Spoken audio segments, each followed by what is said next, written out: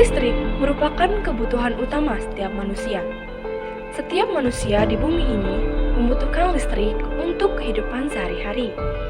Dengan adanya listrik, tujuan masyarakat dapat memanfaatkannya untuk penerangan pada malam hari, sumber energi, sumber hiburan, membantu fungsi alat elektronik, dan penghasil gerak.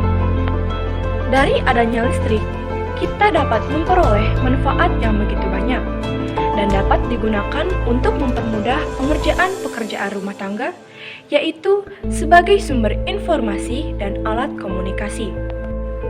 Kita hidup di zaman modern, di mana semuanya serba praktis. Karena ide modernitas adalah kepraktisan hidup manusia yang semakin sibuk di dunia modern itu sendiri. Teknologi berperan penting dalam kehidupan modern. Sejak manusia sadar akan kekuatan listrik, teknologi membuat kehidupan manusia modern semakin praktis saja. Lihatlah betapa vitalnya listrik bagi kehidupan kita sebagai manusia modern. Listrik padam semenit 2 menit saja membuat kita tersentak. Listrik padam berjam-jam bisa membuat kita uring-uringan atau naik pitam. Sebagaimana insiden blackout yang terjadi di kawasan Jakarta dan sekitarnya baru-baru ini. Menurut Senior Manager General Affair PLN Distribusi Jawa Barat, Andoko Suryono, akibat blackout, kerugian ditaksir sekitar 330 miliar rupiah. Inilah bukti bahwa listrik sangat penting di kehidupan modern sekarang ini. Pernahkah terbesit di pikiran kalian apa yang terjadi jika seandainya kita hidup di dunia tanpa energi listrik? Akankah kehidupan tetap seperti sekarang ini?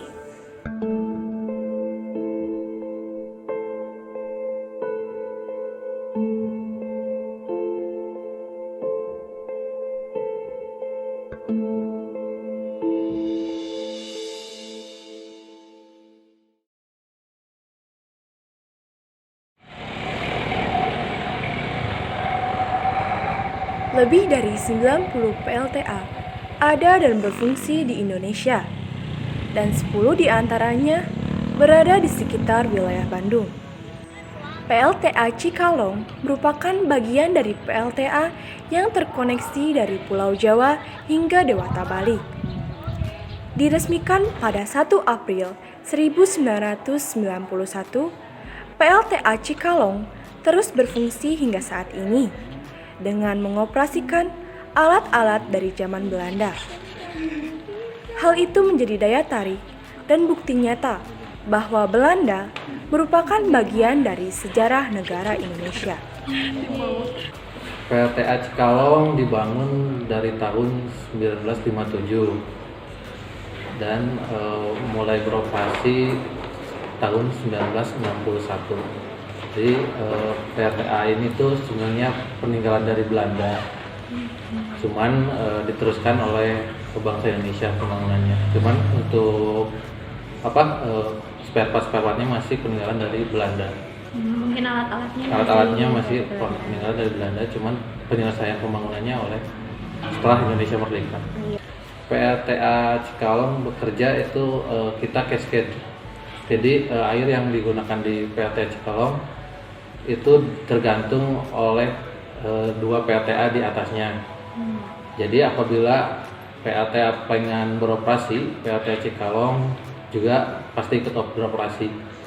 Jadi tidak bisa beroperasi apabila tidak ada air dari PLTA Plengan, PLTA Lamajan, baru PLTA Cikalong.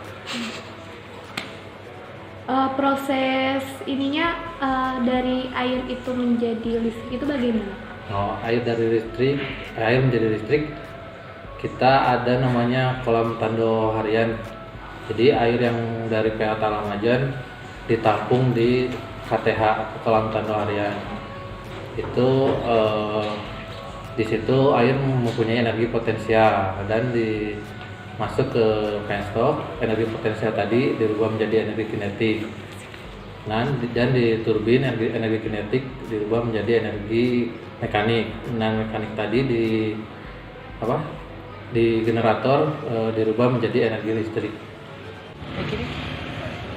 PLTA Cikalong seumpama jantung yang memompa darah, memberikan kekuatan untuk tetap bertahan hidup.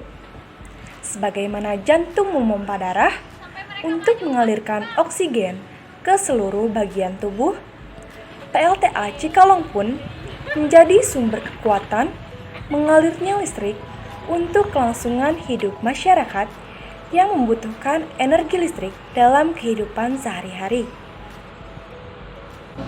Nama saya itu Muhammad Siddiq, biasa dipanggil Siddiq, asal dari Ponorogo, Jawa Timur. Sejak kapan Bapak bekerja di sini? Kalau di sini saya itu per 1 Februari 2019 baru tahun ini. Apa sih Pak powerhouse itu? Powerhouse itu adalah, kalau dari segi bahasa Inggrisnya ya powerhouse, berarti rumah yang ada yang menghasilkan tenaga sebenarnya. Cuman di PLTA ini kalau di pembangkit, powerhouse itu adalah tempat di mana turbin itu berada dan di mana proses produksi listrik itu terjadi. Yaitu powerhouse itu semacam ya bangunan untuk mesin-mesin pembangkit. Jadi gini ya, jangan disalahartikan, powerhouse itu adalah bangunan, jadi bukan kok mesin.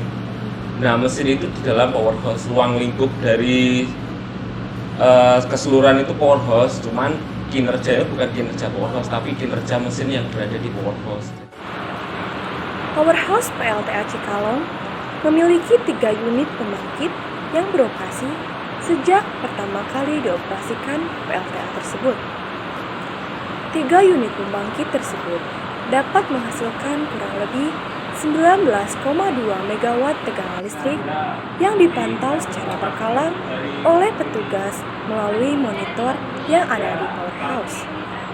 Jadi itu retrofit itu semacam peremajaan lagi mesin-mesinnya, sistem kontrolnya diperbarui lagi itu di tahun 2012. Jadi 2012 ke sana tuh masih manual semua, nggak ada komputer, masih ya manual lah pokoknya. Nah baru hari ini 2012 ke sini baru ada retrofit, namanya itu retrofit peremajaan mesin-mesin di unit. Yang menarik dari pembangkit listrik tenaga air ini adalah sebongkah batu yang berada di tengah-tengah kolam tando harian PLTA tersebut. Batu itu menjadi monumen pendirian PLTA Cikalong yang dibangun pada abad ke-19. Ada apa dengan batu tersebut? Berdasarkan cerita yang beredar, batu tersebut tidak bisa dihancurkan, apalagi dipindahkan. Beberapa cara telah dicoba, namun batu itu tetap saja tidak bisa hancur. Batu itu konon sebelum menjadi kolam berada di pemakaman yang angker. Kalau Batu Ion mah dengar mah sejarah Batu Ion tuh diibaratkan simbol dari pembangunan zaman dulu. Konon katanya orang dulu bilang gini, batu itu susah dipindahin katanya, menurut mitos. Tidak tahu. Malahan usaha dipindahin juga nggak hancur tuh batu. Katanya ada mitos mengatakan bahwa 1 tahun sekali batu itu akan berputar. Apakah benar? Pernah dengar juga dari orang setempat, orang daerah sini. Pernah ada kejadian gitu. Tapi bapak mah ya belum pernah lihat gini gitu. Oh, berarti itu mungkin masih mitos belum aja. Bisa Iya. dibuktikan.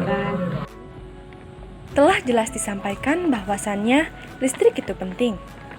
Maka dari itu, kita selaku konsumen harus bisa bersikap bijak dalam segala pemanfaatan listrik. Kami segenap tim yang bertugas undur diri. Terima kasih. Wassalamualaikum warahmatullahi wabarakatuh.